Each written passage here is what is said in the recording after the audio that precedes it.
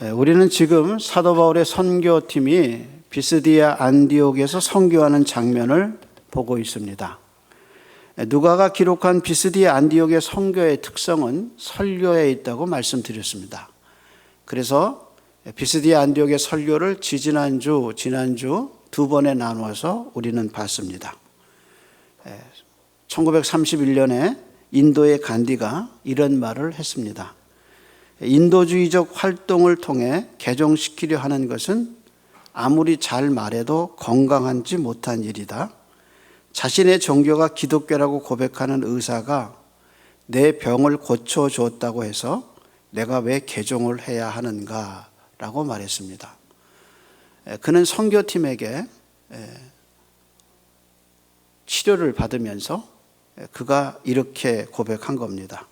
자신의 종교가 기독교라고 고백하는 의사가 내 병을 고쳐줬다고 그래서 내가 왜 개종해야 하는가. 선교지에서 환자를 고치는 의료 선교도, 빵을 나누어주는 선교도 결국은 개인 전도와 설교가 연결돼야만 합니다.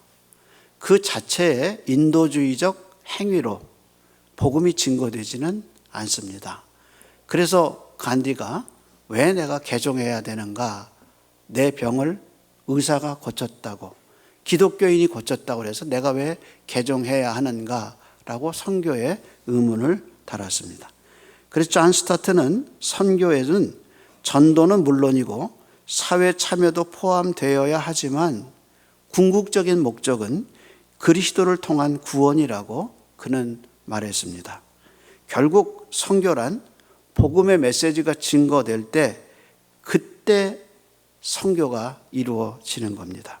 이런 관점에서 비스디아 안디옥의 선교는 복음이 중심이 됐습니다.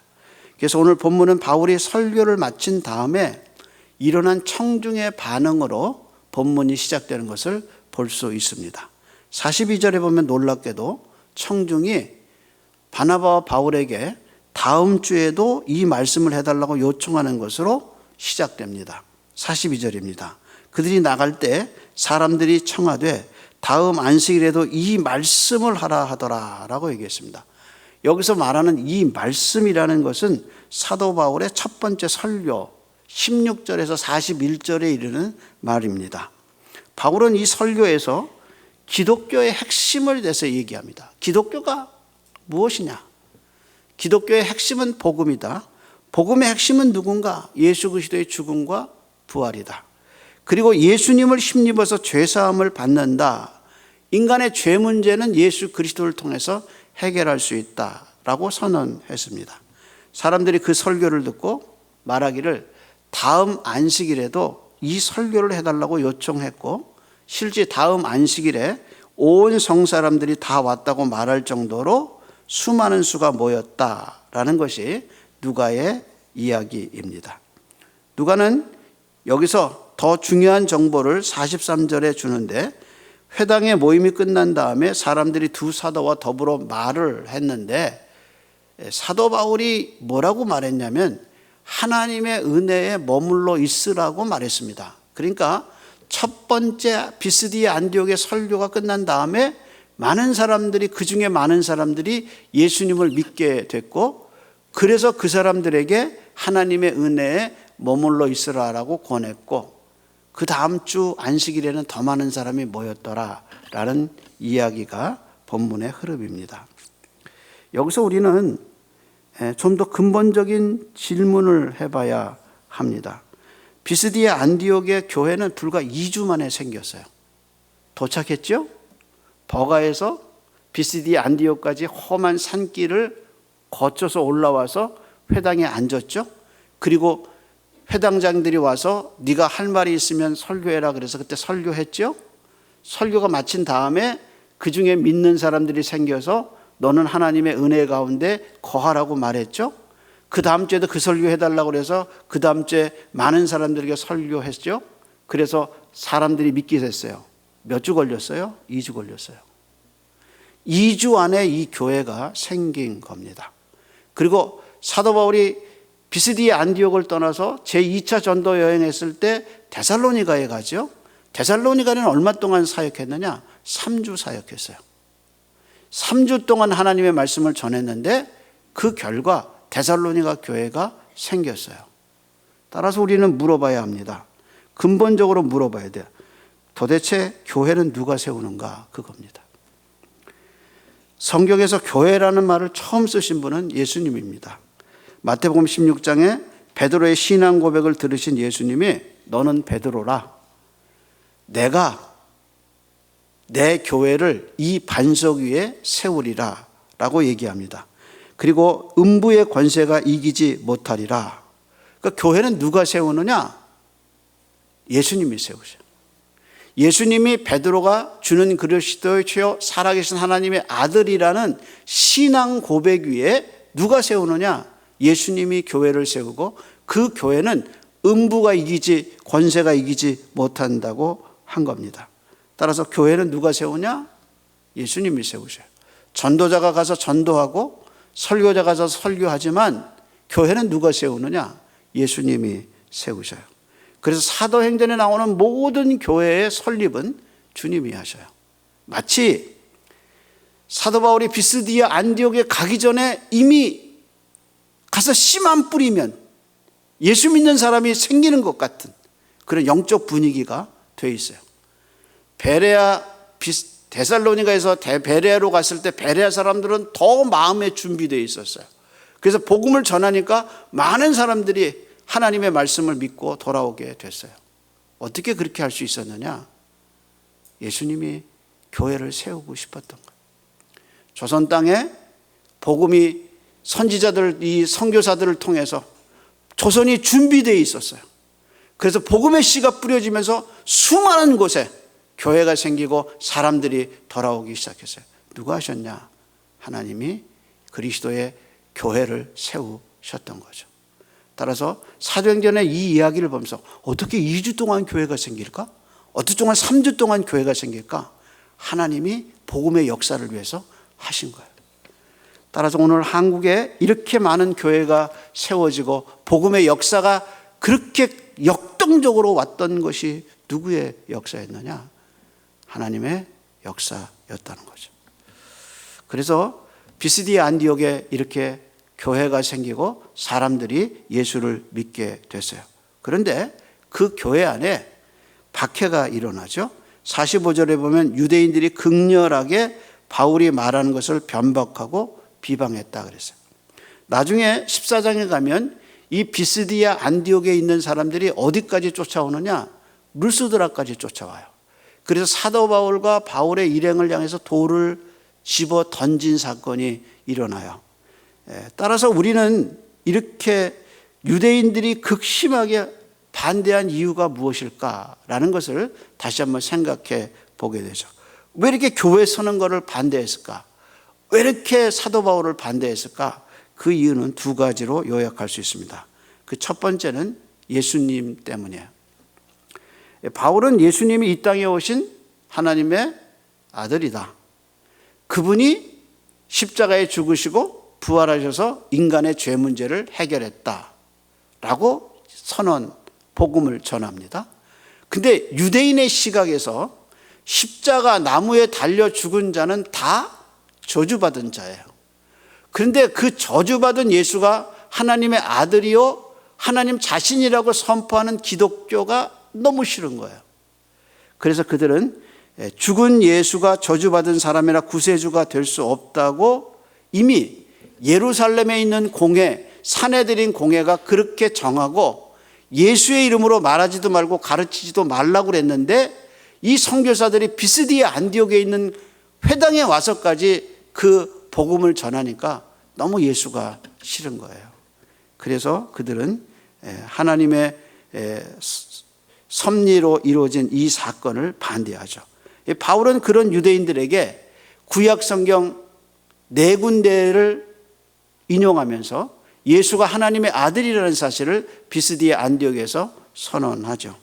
지금도 유대인들은 예수님을 그렇게 싫어하고 예수의 이야기하는 것을 반대합니다.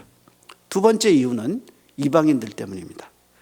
누가는 이방인들의 시기가 가득했다 그랬는데 그들이 이렇게 시기가 가득한 이유는 회당에 모인 사람들의 수를 보고 그 이방인들이 그렇게 몰려온 것에 대해서 그들은 시기했습니다. 유대인들은 이방인이 구원받는 방법이 뭐냐? 할례를 받아야 된다는 거예요. 그래서 하나님을 경외하는 사람들이라는 말은 회당에 참석해서 유대교에 관심이 있지만 할례 받는 것을 꺼려하는 사람들을 하나님을 경외하는 사람들이라. 근데 그 사람들을 향해서 유대인들은 네가 구원을 받기 위해서는 할례를 받아야 되고 할례 받은 다음에 모세의 율법을 지켜야 된다. 이것이 유대인들의 주장입니다. 그런 이방인을 향해서 사도 바울이 한 말이 무엇인가? 그것은 하나님의 백성이 되는데 할례 받을 필요가 없다는 거예요. 모세의 율법이 우리를 구원할 수 없다는 거죠. 그래서 바울은 에베소서 2장에서 이방인들을 향해서 이렇게 얘기했습니다. 그때 너희가 그리스도 밖에 있었고 하나님의 언약의 밖에 있었고 이스라엘 나라 밖의 사람이라 약속의 언약에 대해서는 외인이요 세상에 소망도 없고 하나님도 없던 자이더니 이렇게 얘기했어요. 그러니까 이방인은 뭐냐? 언약 밖에 있었다. 하나님도 몰랐다. 그리고 그리스도 밖에 있었다. 근데 어떻게 가까워졌느냐? 이렇게 말했습니다. 이제는 전에 멀리 있던 너희가 그리스도 예수 안에서 그리스도의 피로 가까워졌느니라. 어떻게 하나님과 가까워지는가? 모세의 율법이 아니에요. 할례가 아니에요. 어떻게 하나님과 가까이 갈 수 있느냐? 그것은 예수 그리스도의 보혈이다. 그래서 이방인들에게 이 메시지를 전했어요. 그러니까 유대인들이 이 두 가지 이유로 사도 바울을 죽도록 미워했습니다. 그런데 비해서 이 메시지의 새로운 메시지에 대해서 열렬하게 환영하고 새로운 진리에 눈뜬 사람들이 바로 이방인들입니다. 이 사람들은 평소 안식일날 회당에 참석해서 성경을 듣고 해석하는 과정에서 살아계신 하나님에 대해서는 알고 있었어요. 근데 어떻게 그 하나님 앞에 나갈 수 있느냐? 가까이 갈 수 있느냐? 근데 회당에서 유대인들은 할례를 받아야 네가 개종할 수 있고 그리고 모세의 율법을 지켜야 네가 구원을 받는다 그러는데 사도 바울은 말했잖아요. 모세의 율법으로 의롭다함을 얻는 것이 아니요. 이 예수 그리스도를 통해서 너희가 의롭다함을 받는다라고 새로운 진리를 얘기하니까 이 사람들이 그 복음에 반응하면서 이 사람들이 예수 그리스도를 믿게 됐죠. 그래서 비스디아 안디옥의 이 사람들을 통해서 초대교회 교인들처럼 비스디아 안디옥의 교회가 생긴 겁니다. 그렇다면 회당에 있는 이방인이 다 믿었냐? 아니에요. 50절은 다른 이야기를 하고 있습니다. 보겠습니다. 50절입니다. 이렇게 얘기하죠. 이에 유대인들이 경건한 귀부인들과 그 신의 유력자들을 선동하여 바울과 바나바를 박해하여 그 지역에서 쫓아내니 유대인들이 누구를 동원했나? 경건한 귀부인들을 동원했어요. 이 경건한 귀부인들이 어디에 있었느냐? 경건이라는 말이 붙잖아요. 하나님을 경외한다는 사람들이 회당 안에 있었거든요. 그러니까 회당에 있는 이방인들 중에서 하나님을 경외하는 사람들 중에서도 다 믿은 게 아니라 그 사람들 가운데서 유대인들의 편을 들어서 바울과 바나바를 쫓아내는데 앞장선 사람도 있었다는 겁니다.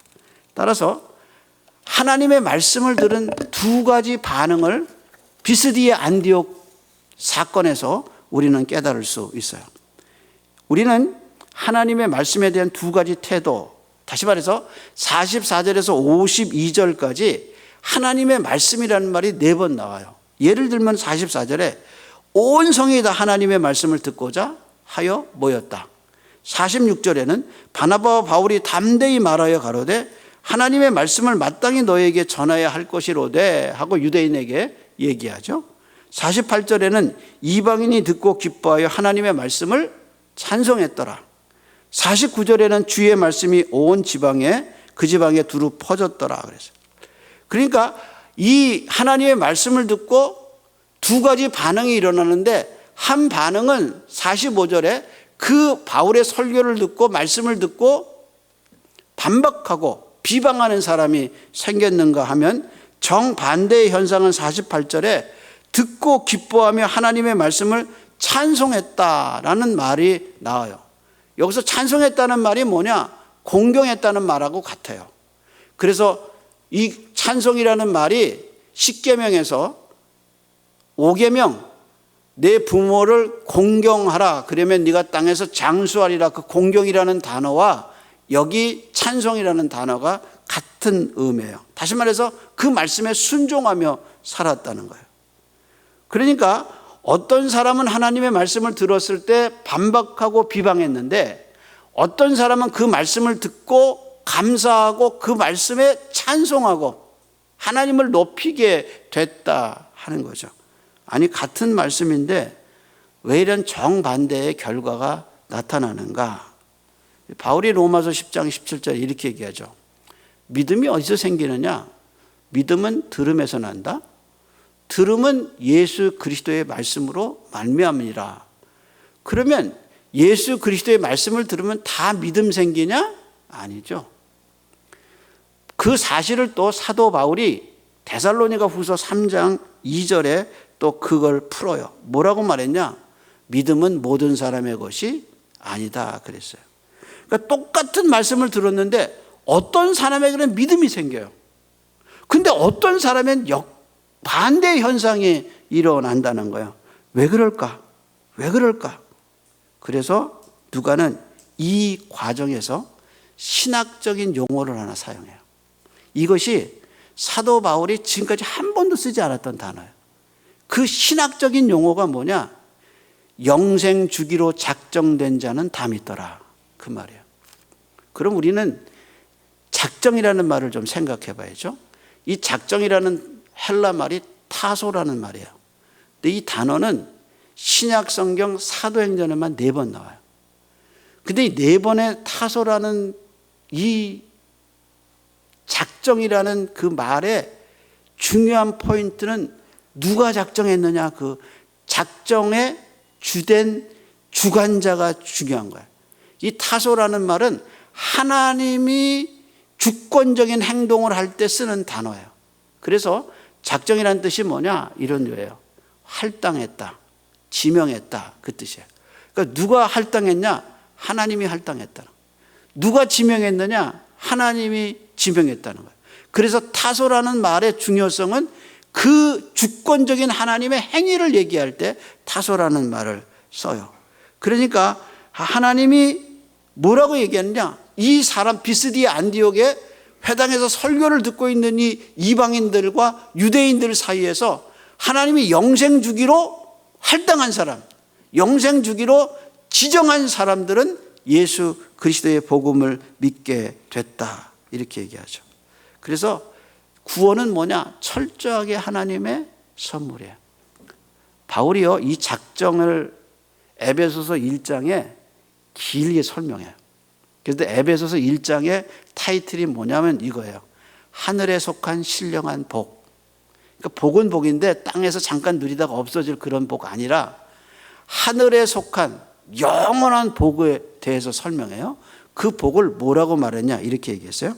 곧 창세전에 그리스도 안에서 우리를 택하사, 그러니까 하나님이 이 세상이 창조되기 전에 그리스도 안에서 우리를 택하사, 내가 태어나서 뭔가 선한 행위를 하고 내가 나쁜 행위를 하는 행위 이전에, 내가 출생하기 이전에 그리스도 안에서 나를 예정하사, 그 다음 뭐라고 그랬냐고 보세요. 우리로 사랑 안에서 그 앞에 거룩하고 흠이 없게 하시려고 그의 기쁘신 뜻을 따라, 그 다음 말이 우리를 예정하사 그리스도로, 예수 그리스도로 말미암아 자기의 아들들이 되게 하셨다 그랬어요. 여기 아들들이라는 말은 자녀를 의미하죠. 그러니까 우리가 하나님의 자녀가 된 이유가 뭐냐? 하나님의 예정 때문이죠. 내가 태어나기 전에 하나님이 예정하셨다는 거예요. 그래서 바울은 에베소서 2장 8절 9절에 너희가 그 은혜로 인하여 믿음으로 말미암아 구원을 얻었나니 이것은 너희에게서 난 것이 아니요 하나님의 선물이라. 행위에서 난 것이 아니니 누구든지 자랑치 못하게 하려 하심이라. 그러니까 내가 구원받은 게 뭐냐? 하나님의 선택 때문이라. 그래서 칼빈은 제네바에서 에베소서를 강의하면서 선택과 믿음의 관계를 이렇게 얘기했어요. 내가 선택받은 걸 어떻게 알 수 있느냐? 그것은 내가 믿음이 있다는 거예요. 그래서 칼빈은 말하기를 선택은 나무의 뿌리라고 얘기했어요. 뿌리 안 보이잖아요. 땅 속에 있으니까 못 보잖아요. 근데 이 나무가 살아있다는 건 어떻게 아느냐? 나무에 열매가 맺혀 있어요. 열매가 맺혀 있다는 건 뭐냐? 뿌리가 살았다는 거예요. 뿌리가 있으니까 열매가 맺히죠. 내가 믿음을 갖고 있어요. 이 내가 믿음을 갖고 예수 그리스도를 주님으로 고백하고 그분이 내 죄 때문에 죽으시고 내 죄 때문에 부활했다는 그 예수님에 대한 믿음을 갖고 있는 이유가 뭐냐? 보이지 않는 창조의 세계에서 하나님이 나를 그리스도 안에서 미리 선택하셨기 때문에 그 선택 때문에 내가 오늘 믿음을 갖게 됐다는 거예요. 그래서 믿음과 선택을 뿌리와 열매로 칼빈이 해석했어요. 마찬가지로 내가 오늘 구원받아서 하나님의 자녀가 된 이유가 뭐냐? 하나님이 나를 선택하고 예정하셨기 때문이라는 거예요. 이런 관점에서 우리의 구원은 사라지지 않아요. 왜냐하면 하나님이 선택했기 때문이에요. 그래서 구원은 사라지지 않아요. 그래서 예수님이 요한복음에서 말씀하셨죠. 너희를 주신 내 아버지 손에서 너희를 뺏을 자가 없고 너희를 내 손에서 뺏었을 자가 없다. 그러니까 우리의 구원은 아버지의 하나님의 선택이고 예수 그리스도가 오셔서 피 흘려 죽으셨고 그 진리를 성령님이 오셔서 가르쳐준 삼위 하나님의 역사가 우리의 구원이에요. 따라서 이런 관점에서 하나님의 구원은 실패하지 않고 사라지지 않아요. 그게 얼마나 감사한 거예요. 그래서 우리의 구원은 사라지지 않아요. 하나님이 나를 선택하셨어요. 예정하셨어요. 그 결과로 내가 믿음을 갖게 된 거예요. 그래서 누가는 이 미스디아 안디옥의 구원의 증거를 그렇게 얘기했어요. 작정된 자는 다 영생 얻기로 작정된다는 다 믿더라. 그렇게 얘기했어요. 그러면서 누가는 여기서 또 다른 이 하나님의 작정을 감정적인 차원에서 우리에게 얘기해 주고 있어요. 그것이 뭐냐? 사도 바울의 선교팀이 비스디아 안디옥에서 쫓겨나요. 그리고 이제 막 태어난 그리스도인들이 어떤 상태에 있었느냐라고 52절에 얘기해 주고 있어요. 그것이 구원의 증거예요. 52절 볼까요? 같이 한번 읽어볼까요? 52절입니다. 제자들은 기쁨과 성령이 충만하니라.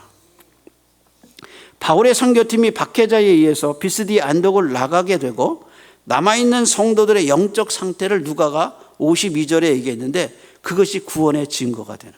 그들이 어떻게 했느냐? 제자라는 말을 썼어요. 그들이 예수 그리스도를 통해서 제자가 되었고 그 다음에 뭐냐? 기쁨과 성령이 충만하더라.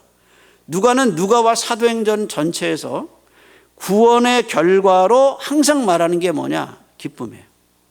예를 하나 들어볼까요? 우리가 잘 아는 탕자의 비유 있죠? 탕자가 집 나갔어요. 돌아왔어요. 하늘아버지 생각하고 탕자가 돌아왔어요. 문 밖에, 동구 밖에 있던 동네 밖에 있던 아버지가 돌아온 탕자를 안아주죠.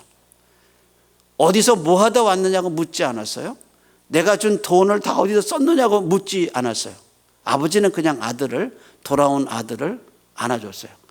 돌아온 아들을 안았을 때 아들은 아버지 품 안에서 자기 죄를 고백해요.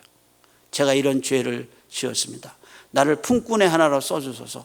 그런 아들을 아버지는 다 회복시켜요. 그리고 동네 사람을 모아서 다 한 말이 뭐냐? 죽었다가 살아난 내 아들을 기뻐하자. 그래서 구원의 결과는 뭐냐? 영의 기쁨이에요.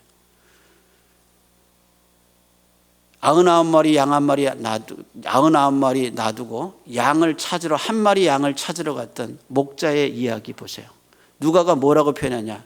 양 한 마리를 찾고 기뻐서 어깨 위에 양을 맸다 그랬어요. 그래서 그림에 보면 양을 한 손에 잡고 그리고 한 손에는 지팡이를 들고 있는 목자의 모습이 환하게. 그 찾은 자의 기쁨이 뭐냐? 기쁨이에요. 그리고 삭개오의 이야기 속에서 예수님이 삭개오, 나무에 올라가 있는 삭개오를 부르죠. 삭개오야, 삭개오야 두 번 부르시고 오늘 내가 네 집에 유하여야겠다라고 얘기했을 때 삭개오의 표현이 뭐냐? 기뻐하며 영접하더라.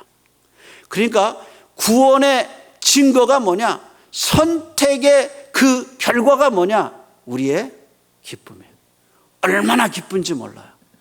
구원의 역사가 깨달아졌을 때, 하나님이 나를 구원하셨다고 생각할 때 그 구원의 기쁨이 얼마나 크냔 말이에요. 그걸 누가 알려주느냐? 성령님이 알려주죠. 그래서 기쁨과 성령은 구원의 증거고 하나님 선택의 열매예요. 그래서 사도 바울은 우리에게 누가 이야기를 통해서 이렇게 누가 복음과 사도행전을 통해서 알려주죠. 다윗이요, 죄를 짓고 나서 가장 했던 기도가 뭐냐? 하나님, 구원의 즐거움을 내게서 뺏지 마소서. 주의 성신을 내게서 거두지 마소서. 죄가 그렇게 무서운 거예요. 구원받은 사람이 죄 지으면 제일 먼저 사라지는 게 뭐냐? 구원의 즐거움이에요. 암흑이 들어오고요, 어둠이 들어와요. 그러다가 예수의 피로 죄 씻음을 받고 예수님이 내 죄를 사했다는 사죄의 확신을 얻었을 때 다시 회복되는 게 뭐냐? 그것이 기쁨이에요. 그래서 진리는 우리에게 감정을 갖다 줘요. 어디서 이 어두운 세상에서 기쁨을 느끼고 삶의 소망과 희열을 얻을 것인가? 하나님의 선택, 하나님의 구원. 그것이 우리의 삶을 역동적으로 만들고 어둠을 이기고 세상을 이길 수 있는 힘은 어디서 오느냐? 뿌리에서 온단 말이에요. 그 뿌리는 무엇인가? 하나님의 선택, 하나님의 예정. 이것이 우리의 힘인 줄로 믿습니다. 기도하겠습니다. 하나님, 오늘 비스디아 안디옥의 구원의 역사를 사모하면서 하나님의 말씀을 가지고 돌아갑니다. 하나님, 우리 모두 기쁨과 성령이 충만한 하나님의 사람으로 붙잡아 주시옵시고 이번 주도 소망 가운데 걸어가게 하시고 세상의 풍파 속에서 우리를 선택하신, 예정하신 그 깊은 신학적 뿌리를 가지고 세상을 이겨가는 성도들이 되게 은혜를 베풀어 주시옵시고 내 힘이 아니라 내 재주가 아니라 우리를 선택하시고 우리를 보호하시고 우리와 함께 하시는 하나님의 능력 안에서 성령과 기쁨이 충만한 한 주가 되게 붙잡아 주시옵소서. 이제는 우리를 위해 이 땅에 오셔서 우리의 죄를 씻어주시기 위하여 십자가에 못 박혀 죽으시고 부활의 영광으로 우리의 구세주가 되어주신 우리 주님 예수 그리스도의 은혜와 창세전의 그 예수 안에서 예수의 피로 우리를 구원하셔서 아버지가 되어주신 하나님 아버지의 그 크신 사랑하심과 이 진리가 실제가 되게 하시며 이 진리가 내 믿음이 될 수 있도록 믿음의 은혜를 베풀어 주신 성령 하나님의 은혜가 오늘도 예배하는 모든 이들의 심령 속에 이제로부터 영원토록 함께 있을지어다. 아멘.